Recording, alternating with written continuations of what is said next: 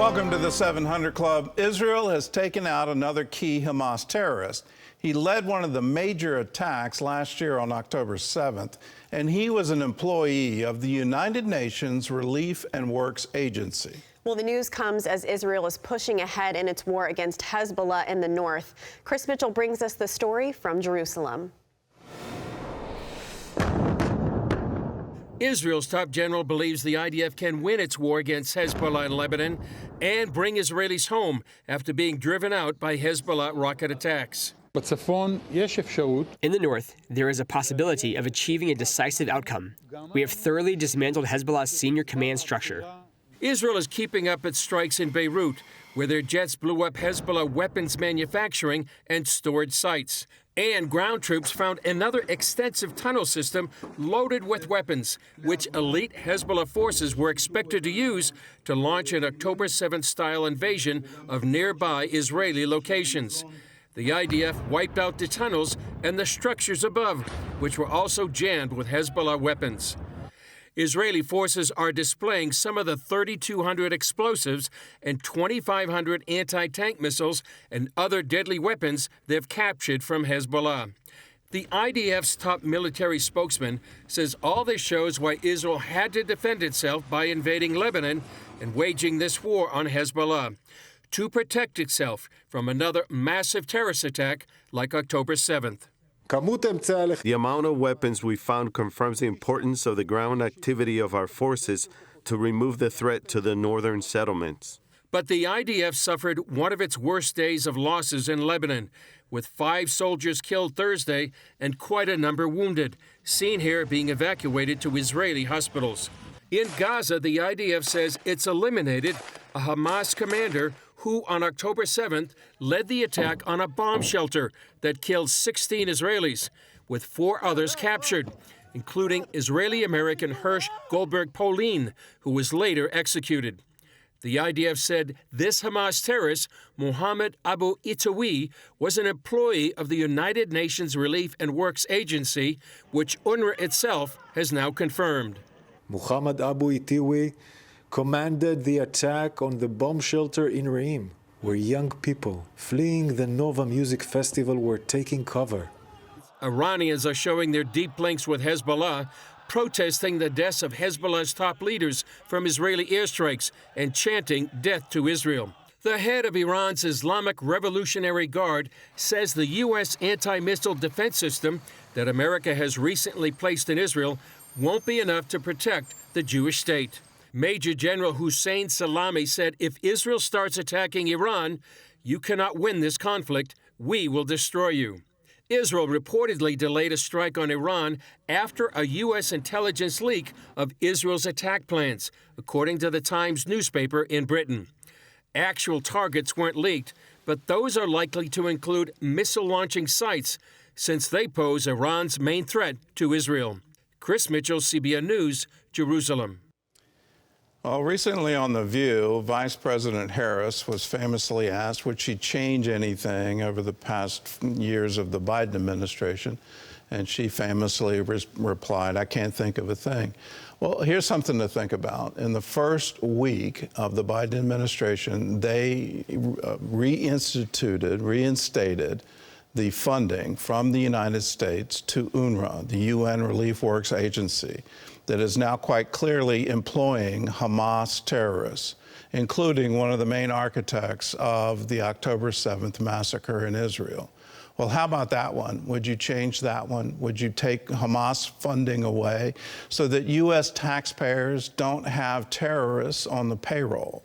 I think that should be number one. Can we please stop funding terror and do it by eliminating all the funding for UNRWA, by really questioning what are we doing with the Palestinian Authority? What are we doing with the Lebanese army? Is any of that money going into Hezbollah? These are very critical questions, and in that critical question, are we standing beside our ally in the Middle East, Israel? Here's another one for you to consider. Again, in the first week of the Biden administration, they said the Houthis were no longer on the designated terror list. The reason they did it is they wanted humanitarian aid to go into Yemen, and you can't do that if a terror group is in control. So they redesignated it. Well, how about in the aftermath of all the missile attacks and other attacks on U.S. warships? Those are acts of war. Could we please finally remove that and call them for what they are? They're a terror group. They're a proxy terror group for Iran. That's the country controlling all of this. Can we please stop encouraging our enemies, and especially can we stop funding them? In other news, Christians are showing their support for Israel during this time of war. Ephraim Graham has that story and more from the CBN Newsroom. Ephraim?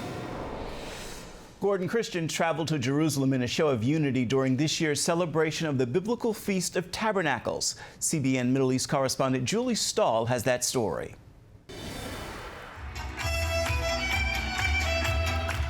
Battling a fear of war and travel difficulty given airline cancellations, Christians still came to Israel to participate in this special celebration.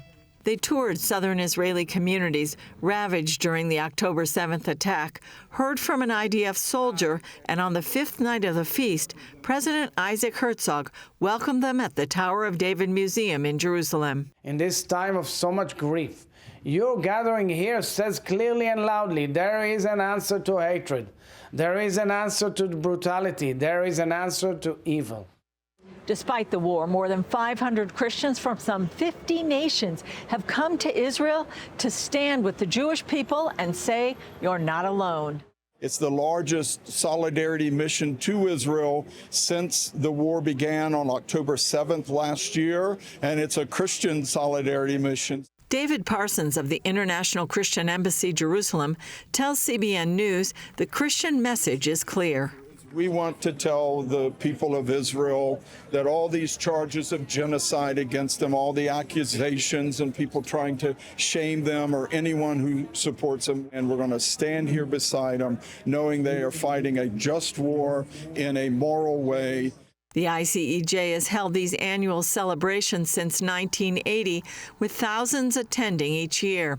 Parsons, though, sees this year's gathering as unique. This is a Gideon's army. When the Lord told Gideon, send the people home, he said, if they're afraid, go home. So we have a high caliber of people of faith who have come here to make this statement of support for Israel. Delegations from 54 countries, including some with no formal diplomatic ties to Israel, carried their flags in the roll call of the nations. It also included an Iranian Christian. This year's largest delegation came from Germany. Gottfried Bühler, who works with ICEJ in Germany, says while they may have fear within the crowd, as Christians who trust in the Bible, they were bold enough to come. Germany, we have our history with the Jewish people 80 years ago. And these people, they are taking responsibility, and they don't want that the history is coming back. So they are coming. Vivian Myberg of the ICEJ South Africa says the anti-Israel stance of her government doesn't represent all the people. She says they want Israel to know that they have many friends in South Africa. We are standing with you, and we continue to pray for you, to pray for your hostages to come home, to pray for the protection of your soldiers in Gaza and the northern border. And we know that God is watching over you. We know that He is working out His plans and purposes in the nation of Israel today. Julie Stahl, CBN News, the Tower of David Museum, Jerusalem's Old City.